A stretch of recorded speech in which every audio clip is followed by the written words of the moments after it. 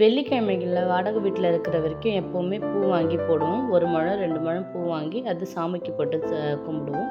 இந்த வீட்டுக்கு வந்ததுலேருந்து என்னன்னு தெரியல, எனக்கு வந்து இந்த பூக்கு பதிலாக நம்ம ஒரு மாலை கட்டி போட்டால் என்ன அப்படின்ற மாதிரி தோணுச்சு.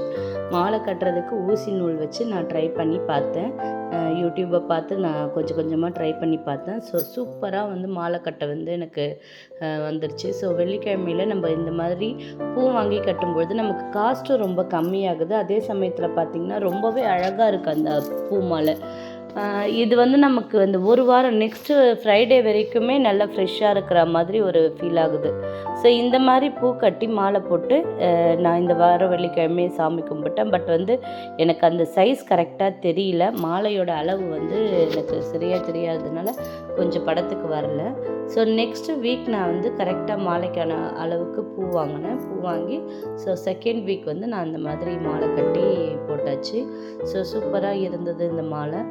இந்த மாதிரி கட்டுற மாலை ஒரு வாரம் வரையும் எனக்கு நல்லாயிருக்கு. நெக்ஸ்ட்டு ஃப்ரைடே வரையும் நல்லாயிருக்கு. நெக்ஸ்ட்டு இதே மாதிரியான வீடியோக்களுக்கு தனித்திரு சேனலை சப்போர்ட் பண்ணுங்கள். வணக்கம்.